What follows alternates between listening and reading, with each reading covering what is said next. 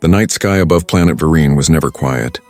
Its twin moons floated like silver coins over red sand dunes. Then came a sound no one had heard for years.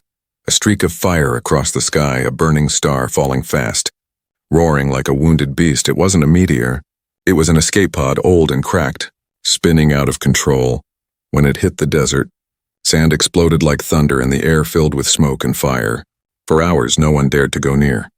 People whispered that it was cursed, maybe a weapon, maybe a ghost from the old human war, but when morning came, an old miner named Taro walked to the crash site. He found the pod half buried, metal melted, glass shattered inside. There was a girl, she looked no older than 10. Her skin pale like moonlight, her hair silver blue, and around her neck hung a small pendant, a blue marble. Glowing faintly, Taro picked it up and whispered, "What in the stars are you?" The girl's eyes opened slowly. They were bright silver, full of fear and pain. She whispered one word in a trembling voice, "Father." Taro took her to the nearest settlement, a dusty mining camp under the red cliffs. The people gathered around her, whispering in fear and curiosity. "She's human," one said. "No," another replied. "Look at her eyes. She's not one of them." But when the camp doctor scanned her, the results made everyone silent. She was not fully human, but not alien either. Something in between. Something the galaxy had forbidden to exist. The camp called her the Star Orphan. She didn't remember her name, or where she came from, only fragments of the sound of engines. Her father's voice calling her Starling. And then, darkness, explosion, silence. Days turned into weeks. The girl stayed in the camp, fixing small machines and helping the workers. She was quiet, always looking up at the night sky every night. She held her pendant and whispered, "Father, where are you?" The pendant was strange. It wasn't just a jewel. Inside it was a map, a pattern of dots and lines that no one could read. Taro once said, "Maybe it's a code, maybe it shows where you came from." But she only smiled and said softly, "It's home." Rumors started spreading. Some said she was a spy. Others said she carried forbidden human tech. And in the shadows of the camp, a hooded man watched her every move. He was a bounty hunter, working for the Galactic Patrol. He had seen the pendant before. It was the symbol of a lost human warship called the Horizon, a ship that disappeared 12 years ago with its entire crew. One night, the hooded man sent a message through his wristcom. "I found her," he said, "the hybrid child." But before he could transmit the location, his signal jammed by her pendant. The blue marble glowed brighter than ever, sending a pulse into the sky, a pulse that traveled across the stars far beyond Vereen's red desert. The girl didn't know what she had done. She only felt a strange warmth in her chest, as if someone far away had heard her that night. She dreamed of a man standing in a room full of stars. He looked at her and said, "I'll find you, Starling. I promise." When she woke up, tears rolled down her cheeks, but she smiled for the first time outside. The wind howled through the dunes. The miners said it was just the storm. But somewhere deep in the galaxy, a hidden human signal flickered to life after years of silence. And far above the red desert, in a dark corner of space, something ancient began to move again. The girl didn't know it yet, but her small whisper, her small wish to find her father, had just awakened a story that would shake the whole galaxy. Years passed on the red planet of Vereen. The girl from the crash was no longer a child. She had grown into a quiet young woman, with silver eyes that still searched the stars every night. Everyone in the mining camp called her Starling, after the name her father once spoke in her dreams. Starling worked at the junkyard near the edge of the canyon. It was a graveyard of broken ships, melted engines and forgotten machines, but she loved it there. The silence of the scrap fields made her feel close to the stars. She fixed whatever she could, old droids, metal arms, even radio transmitters. Her hands were small but steady, her mind sharper than most engineers. Still, she felt empty inside. The same question haunted her heart. Who am I? Every night she looked up, holding her glowing pendant and whispering, "Father, please answer me," but there was only wind and silence. Until one stormy night everything changed. Thunder rolled across the canyon, and lightning flashed over the junkyard. Starling was working under a metal shelter, trying to repair a broken comm device she found buried under sand. It was old, human-made, with the symbol of a blue circle and 3 wings. When she wiped off the dust, a faint spark flickered on the screen. Her heart jumped. She quickly connected it to her power cell. The machine hissed, coughed, and then a broken voice came through. "If anyone hears this, tell my daughter I'm alive." Starling froze. She stared at the comm, her eyes wide, her breath shaking. The voice was human, deep, tired, full of pain, and the word daughter echoed in her head like thunder.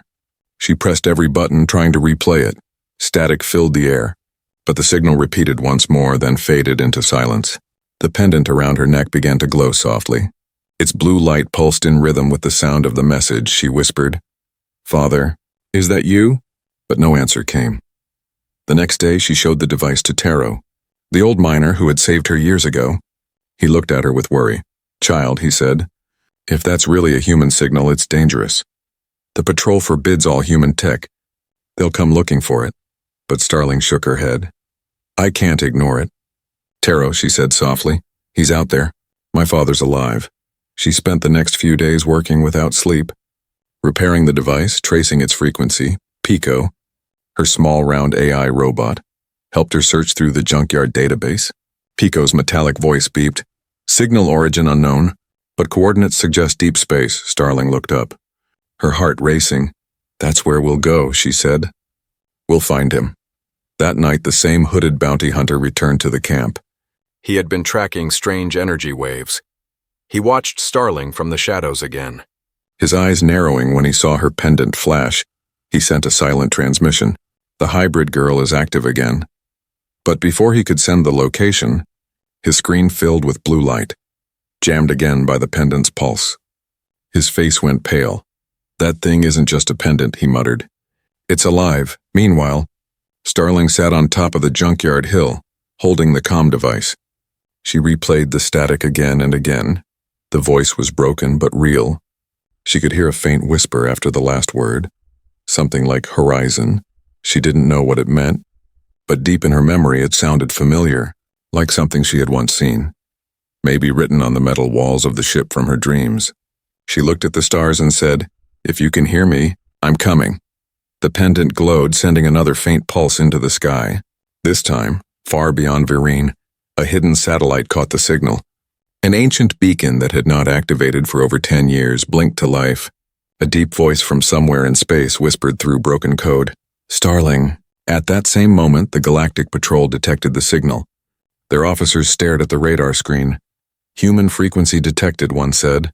"Impossible," the commander growled. "No human transmission has been active in this sector for years." "Trace it," he ordered, "and find whoever sent it," but by the time they moved, the signal was gone, vanished like a ghost, hidden by a strange unknown encryption, the same encryption found in one missing ship's log, the horizon. That night, Starling didn't sleep. Her heart was burning with hope and fear. Somewhere out there, her father was waiting, and she had just taken the first step toward finding him.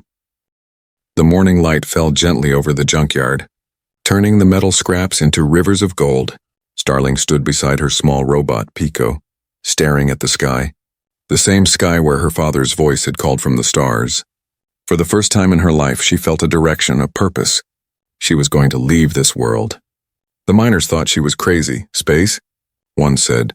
"You'll never survive out there," another warned. "The patrol will hunt you down, girl. Humans and hybrids are forbidden beyond this system." But Starling only smiled weakly, her silver eyes full of quiet fire. "I'm not running away," she said. "I'm going home," Pico whirred beside her, his metal arms full of stolen engine parts. "Home?" he beeped. "Unknown term, define home."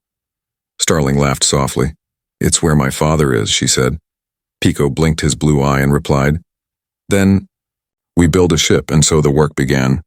From the scraps of old engines and wrecked pods, Starling built her dream. The hull came from an old cargo shuttle, the wings from a fighter jet. She spent days welding under the burning sun and nights studying navigation codes. Every spark, every tool carried her closer to the stars. But time was not her friend. The Galactic Patrol had picked up fragments of her last transmission. In their silver ships above Virene, they whispered her name like a curse.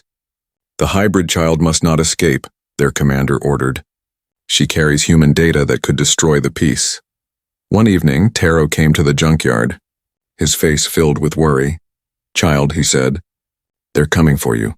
Leave before they arrive." Starling looked at the half-built ship and then at him. I can't stop now, she said. This is my only chance. He placed a hand on her shoulder. Then go, he whispered, and may the stars guide you. That night, under the 2 moons, the ship stood ready. It was small and fragile but alive, just like her. Pico connected the last wire. Power core active, he beeped. Navigation online. Starling stepped inside, her hands trembling, her pendant glowing brighter than ever. Engage launch sequence, she said softly. The engines roared to life, sending waves of dust through the canyon. The junkyard shook as the ship lifted. But before it could break the atmosphere, warning lights flashed red. Multiple targets approaching, Pico beeped. Starling looked through the window. A squad of patrol drones was closing in fast. Hold steady, she said, gripping the controls. The drones fired plasma bolts. Slicing the sky, one hit the ship's wing, sending sparks flying. Starling fought the controls, heart pounding. Come on, she whispered. With a scream of engines, the ship shot upward, breaking through the red clouds into the dark sea of stars. Below, the drones exploded in dust. Unable to follow, the ship wobbled, systems flickering. Pico's voice crackled. Damage detected. Wing integrity at 42%. We'll fix it later, Starling said. Breathing hard, we're free for the first time. She saw space with her own eyes, endless, silent and beautiful. Stars stretched forever. Glowing like whispers of lost souls, her pendant pulsed gently against her chest. As if guiding her, Pico scanned the surrounding area. Signal detected, he said. Human frequency. Very weak. Starling's heart raced. Where is it? Direction in the Forbidden Zone, Pico replied. Coordinates unknown. The words made her pause. Everyone in the galaxy knew about that place. A stretch of space filled with dead warships and black radiation. No one who entered it ever came back. Of course, she whispered. That's where he'd be. Her father, a human scientist, would hide where no one dared to search. She took a deep breath and set the new course. Her hands shook as she touched the control panel. The stars shifted as the ship turned toward the dark region ahead. Pico, she said. Save all systems for travel. Confirmed, the robot replied. But warning, survival probability below 20%. Starling smiled faintly. That's better than 0. As the ship moved forward, she looked back one last time. Verine's red desert was just a tiny dot now. Disappearing behind the stars, she whispered softly, Thank you, Taro. And then, facing the unknown, she said, I'm coming. Father. The ship entered warp, vanishing into blue light behind her. The patrol ships arrived too late. They scanned the space, found nothing, and cursed the name that had become legend. The star Orphan has left the system, the commander growled. Find her. Far ahead, the stars bent around Starling's small ship. Her pendant glowed brighter, and her father's faint voice echoed once more. Keep going, my Starling. Don't be afraid. And so the journey truly began. The stars outside the window slowly began to fade. Dark clouds of cosmic dust swallowed the light. Starling's small ship drifted into a place where space itself seemed broken. This was the Forbidden Zone, a graveyard of the past. A silent ocean of wrecked ships that once belonged to both humans and aliens. Pico's voice buzzed softly. Warning, radiation levels unstable. Proceeding beyond this point is not recommended. Starling stared at the endless debris. Twisted metal, shattered hulls, floating corpses of forgotten war machines. Her heart beat faster. This is where the war ended, she whispered. Where my father disappeared. The ship's scanners flickered, picking up faint energy signals. Old transponders, broken engines, ghost frequencies, all screaming their last cries. It was like flying through the memories of the dead. Starling felt small, tiny among the wreckage of legends suddenly. The lights inside her ship flickered. A strange voice came through the speakers, cold, mechanical, and distorted. Identify yourself, it said. Starling jumped, her hands tightening on the controls. I'm Starling, she replied carefully. I'm looking for someone. The voice paused. Static crackled. Then it said, Human signal detected. Biological pattern, hybrid. Unauthorized life form. Access denied. Before she could react, the ship jolted violently. Something huge had locked onto her vessel, a tractor beam pulling her toward a massive shadow. As the fog cleared, she saw it. An enormous wreck of a human battleship, its name barely visible under burn marks, HMS Horizon. Her breath caught. That was the name she had heard in her father's broken message. Her ship was pulled inside through a cracked hangar door. Sparks and dust filled the air as the old engines came to life for the first time in years. The moment the ship touched down, everything went silent. Only the hum of her pendant echoed softly. She stepped out, her boots landing on the cold metal floor. The air smelled of rust and oil. Her pendant glowed brighter, lighting up the dark hallway ahead. "Come on, Pico," she whispered. "Let's find out what's left." They walked through empty corridors, walls covered with faded symbols of Earth's old fleet. Broken droids lay motionless, their eyes long dead, but one flickered weakly as she passed. Its voice stuttered. "Hey." "Hello, human." Starling knelt beside it. "Can you hear me?" she asked. The robot's head turned slowly. "Captain Elias." "Your father." "He tried to save us," it said. Starling froze, tears filling her eyes. "You knew him?" she asked, her voice trembling. The droid's voice cracked. "He refused to fire on the alien fleet. He said all life is worth saving. They called him a traitor." The droid's light dimmed, its final words fading into static. "He left a message." In the core, Starling felt a chill. "The core?" she repeated. Pico scanned the map, projecting a faint blue line on the wall. "Main reactor, deck 5, he said. Starling nodded and followed the glowing path deeper into the ship. The halls grew darker, filled with whispers of lost voices. At one point, she heard something move behind her, a metallic scraping. She turned, shining her pendant's light. A broken drone hung from the ceiling, its sensors glowing red. "Unauthorized," it hissed.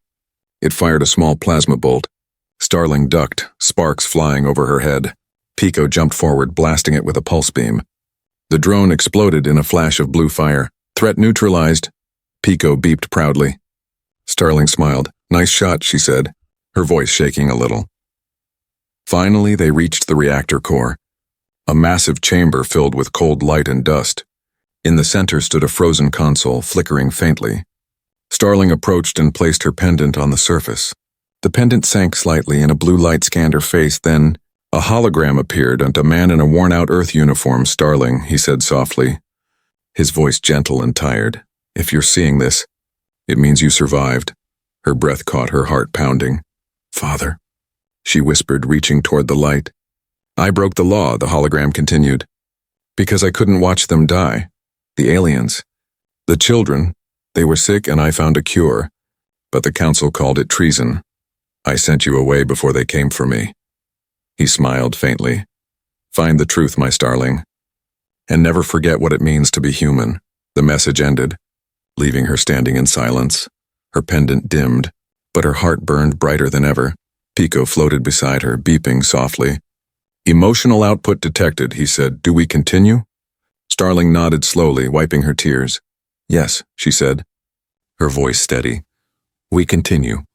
Outside the wreck, something stirred in the darkness, a massive ship uncloaked, the Galactic Patrol. They had followed her signal into the Forbidden Zone. Their commander smirked and said, "Capture her alive."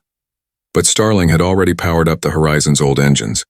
For the first time in years, the human ship roared again, and the stars trembled as the legacy of the Horizon returned to life. The engines of the old battleship Horizon roared through the silence of the Forbidden Zone. For the first time in years, the ghost of humanity's greatest ship breathed again. Starling stood at the command bridge, her hands trembling over the glowing controls. The blue light of her pendant guided the systems as if the ship recognized her blood. Pico floated beside her, blinking rapidly, energy levels rising, propulsion restored. "Captain Starling," she smiled faintly. "Don't call me Captain," she said softly. "That title belongs to my father, outside." The wrecks of other ships drifted like skeletons, but among them, the shadows moved. The Galactic Patrol had arrived. Their silver ships surrounded the horizon like vultures. The commander's voice echoed through her radio. "Hybrid child, surrender your vessel. You are in violation of Galactic Code 9. Starling's eyes narrowed. "This ship belongs to my father," she said, "and I'm not giving it to anyone." She powered the old engines, and the horizon jolted forward. The ancient ship moved slowly, but it still carried the soul of humanity. Lasers filled the void. Explosions flashed across the black sky. Starling flew between debris fields, dodging plasma fire with skill beyond her training. The pendant's glow pulsed with every move, almost like it was thinking with her. But the horizon was old, its shields flickered, and one of the engines began to fail. Pico beeped urgently. Warning, fuel cell overload. We must disengage, Starling gritted her teeth. Not yet, she said. Just a little further. She steered the ship toward a small moon hidden behind a cluster of asteroids. It was cold and barren, but the scanner showed life. Faint, but real. When she landed, the ship groaned like an old giant taking its last breath. Starling stepped out with Pico and looked around in the distance. Lights flickered, a small settlement hidden under the rocks. She walked cautiously, her pendant glowing faintly. Figures appeared, smugglers, their faces covered by masks, their eyes watching her carefully. One stepped forward, tall, thin, with metallic tattoos across his neck. Well, what do we have here? He said, grinning. A lost child with an old warship. I'm looking for help, Starling said quietly. I just need repairs and fuel. The man's grin widened. Of course, little star, everything has a price. For the next few hours, they worked together, fixing the Horizon's damaged engines. The smugglers acted kind, too kind. They gave her food, smiled at her stories, and asked about her pendant. One of them said softly, That's a beautiful piece. Where did you get it? Starling hesitated, then said, It belonged to my father. The man nodded slowly, but his eyes darkened with greed. That night, when she returned to the ship, something felt wrong. The hangar was too quiet. Pico hovered beside her, scanning the area. Unidentified transmission detected, he beeped. Suddenly, her ship's systems locked. The Horizon was being hacked. From the shadows, the smugglers appeared, holding plasma rifles. I'm sorry, little star, the leader said coldly. But the patrol pays well for hybrids. Starling's eyes widened. You sold me out. The man shrugged.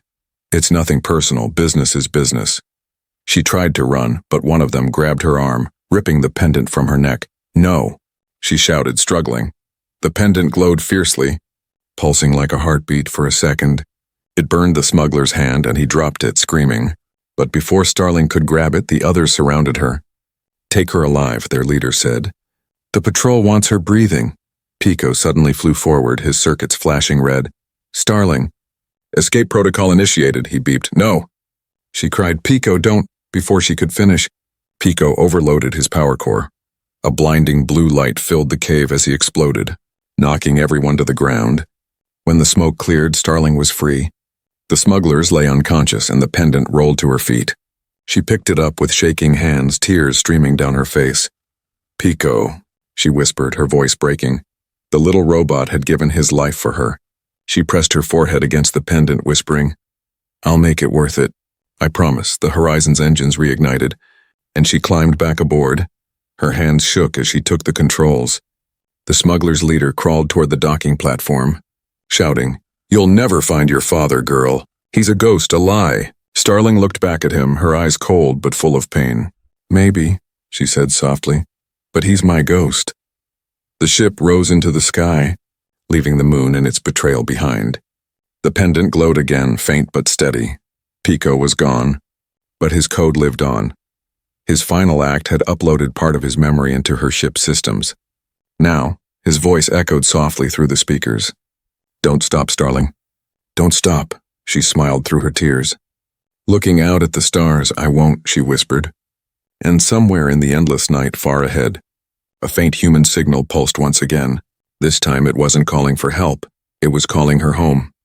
The stars looked different now, colder, quieter, as if the universe itself was holding its breath. Starling sat alone on the bridge of the Horizon, her fingers tracing Pico's last mark on the console. The little robot's sacrifice still echoed in her chest like a wound that wouldn't heal. But his voice, that tiny, loyal voice, kept whispering in her mind, Don't stop. Starling, the pendant around her neck glowed softly. It was cracked from the blast, but still pulsing with a heartbeat of blue light. She opened the navigation logs one last time. And there it was, a final set of coordinates hidden deep inside her father's message. Unknown sector coded as Outpost 13. Starling leaned forward, her voice trembling. Set course. The Horizon jumped through the black. Warp tunnels twisted around her like rivers of light. Each flash of color reflected in her eyes as memories played in her mind. The crash, Taro, Pico, her father's voice. Every pain, every loss pushing her closer to the truth. When the stars stretched back into shape, she saw it. A barren gray moon orbiting a dying blue planet. And there, half buried in dust, stood a station. Old, silent, marked with a faded emblem of Earth's flag. Starling slowed the ship and landed carefully on the surface. The ground cracked under the weight of the Horizon's landing gear. As she stepped out, her boots sank into the cold dust. No wind, no sound, only the hum of distant machines still running after decades. She looked up at the old outpost and whispered, "Father, are you here?" The airlock doors creaked open with a hiss. Inside was darkness, one of broken screens, frozen air, and echoes of footsteps long gone. Pico's old voice pattern activated through the ship's system, echoing softly in her ear. Temperature low, oxygen minimal. "Proceed with caution," she smiled faintly. "Still looking after me, huh?" she said, stepping inside. As she explored the outpost, she saw walls covered with human writing. Notes, calculations, and drawings. Stars, children, and strange alien symbols in one corner. She found a faded photograph. A man in a white coat holding a baby wrapped in a silver blanket. Behind them, the name Dr. Elias Wren was carved into the metal. Her heart stopped. That was her father and the baby. It was her. Tears welled in her eyes as she traced the picture. All her life she had wondered if she truly belonged anywhere. Now she knew. She belonged to a man who had loved her enough to defy the entire galaxy. The deeper she went, the more she uncovered logs, journals, video files, all of them hidden from the Galactic Council. One recording flickered to life as she activated an old console. Her father appeared again, tired but smiling. "Project Horizon," he said, his voice weak but proud. Humanity was never about power or conquest. It was about empathy, about saving what others were willing to throw away. He turned the camera slightly, showing a group of alien children in recovery pods. "I found a way to cure them, to give them breath again. They called it treason, but I call it hope." Starling covered her mouth as tears ran down her cheeks. Her father hadn't been running from the law. He had been saving lives, even alien ones. He had given his career, his freedom, and maybe even his life, so that children who weren't human could still live. That was his crime, that was his humanity. The console blinked again and another file opened automatically. This time it was her father's voice, softer now, almost like a lullaby. "If you find this, my starling," he said, "don't be afraid of who you are. You are proof that love can exist beyond species, beyond fear. You are my greatest creation, my daughter, my bridge between worlds." His image flickered, then faded into static. For a long moment, Starling stood there, the silence pressed around her. But she didn't feel alone anymore. She placed her hand over her pendant, whispering, "I understand now. Her father hadn't died a criminal. He had lived as something greater, as human. And now it was her turn to continue what he started." Outside, alarms suddenly blared across the outpost. Pico's voice replayed through the Horizon's comms. Multiple ships approaching. Identification, Galactic Patrol. Starling wiped her tears, her expression turning fierce. "They won't silence him again," she said, running back to the ship. The engines roared as the Horizon rose from the moon. Patrol ships appeared on her radar, weapons charged. Starling's voice echoed through the radio. "To everyone listening," she said, "my name is Starling Wren, daughter of Dr. Elias Wren. My father was human, and he saved alien children when no one else would. If that's a crime, then I'll carry it proudly." Her transmission spread across the network like wildfire. It wasn't just a message, it was a spark. Across colonies and stations, humans and aliens alike listened, and for the first time, they questioned what the Council had told them. As Starling's ship vanished into the stars again, her pendant glowed brighter. Her father's voice whispered faintly, "Proud of you, Starling." She smiled through her tears, her heart steady. The truth was finally free, and humanity, in all its messy, beautiful defiance, was alive again. The stars were burning brighter than ever. They looked alive, as if the universe itself was listening. Starling sat alone in the command seat of the Horizon, her father's pendant glowing softly against her chest. The message she had sent across the galaxy was spreading faster than she could imagine, from colonies to spaceports, from mining worlds to alien stations. Her father's truth was echoing everywhere. But the Galactic Patrol wasn't done. They saw her message as rebellion, a spark that could ignite millions. And they were right because for the first time, humans and aliens alike were questioning everything they had been told. Who was the real enemy, they wondered? The ones who made war? Or the ones who tried to stop it? Starling watched from the bridge as the radar filled with red dots. Dozens of patrol ships surrounded her, their engines humming like angry hives. She could hear the commander's voice through the comm. "This is your last warning, Starling Wren," he said coldly. "Surrender and destroy that transmission." Starling closed her eyes for a moment. Breathing deeply, then she looked up, calm and steady. "No," she said softly. "I'm not destroying the truth." She activated the Horizon's old communication array. Pico's voice, now living within the ship's system, buzzed gently. "Signal strength at 70%, he said. "Transmitting to all sectors." Starling nodded. "Make it louder." A beam of blue light shot from the ship, spreading like a wave across the stars. It wasn't just a signal. It was a story, her father's message. Her voice, her journey, every word carried a spark of humanity. "To anyone who can hear me," Starling said, her voice trembling but strong. "My father was a human scientist who saved alien children during the war. He was punished for kindness, for compassion, for believing that life means more than blood or borders. He taught me that being human doesn't mean being perfect. It means caring even when it costs you everything."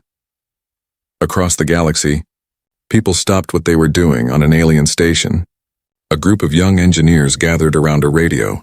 In a mining colony, an old man, Taro, lifted his head and smiled softly. Even soldiers in the patrol hesitated as her voice filled their cockpits. It was raw, honest, human. The commander shouted, "Cut that signal now." But his own crew paused, their hands frozen over the controls. They weren't sure anymore. Was she truly an enemy? Or a reminder of what they had forgotten? The horizon shook as plasma bolts struck its hull. Starling held onto the console, alarms blaring. "Shields down to 30%, Pico warned. She gritted her teeth. "Keep broadcasting," she said. "If they want to silence us, they'll have to destroy the stars themselves." Another blast hit the ship, fire bursting across the deck. Sparks flew as systems overloaded. Starling coughed through the smoke, eyes locked on the screen. "Signal strength at 85%, Pico said. She smiled through the chaos. "Good," she whispered. "Let them hear it all." Suddenly, multiple green signals appeared on the radar. Unknown ships? Fast and unregistered, they broke formation between Starling and the patrol fleet. The comm crackled and a deep alien voice spoke. "This is Captain Varn of the Free Coalition. We received your message. Starling, you are not alone." Dozens of ships, human and alien alike, joined her side. They faced the patrol together, engines roaring. For the first time in generations, old enemies stood as one, not for war but for truth. The commander's voice trembled. "Stand down, Wren," he said. "You'll start another war." Starling looked at the stars outside and shook her head slowly. "No," she said softly. "I'll end the one you never stopped." She reached for the control lever and whispered, "For humanity and for everyone else." The Horizon's engines flared with white-blue light. A final transmission burst through every frequency. Her father's voice echoed one last time. "Humanity means saving more than just ourselves." Then the Horizon surged forward, cutting through the enemy blockade. Her ship's old hull burned in the light, but it didn't stop. The sky filled with fire and hope. And when the explosion faded, all that was left was silence for a moment. Everyone thought she was gone, but then, from the darkness, a single signal pulsed across the stars. A soft blue heartbeat repeating endlessly. It carried her message forever. Be kind. Even when they call it weakness, ye be human. Even when no one else is. Across the galaxy, that signal became legend. Children learned about the girl from the stars who searched for her father and found something greater. She found the meaning of humanity. And far away, beyond the edge of known space, a faint voice whispered through the static. "Starling." She smiled somewhere in the light. "I'm here, Father," and the stars glowed brighter, as if the universe itself had taken a breath of peace again.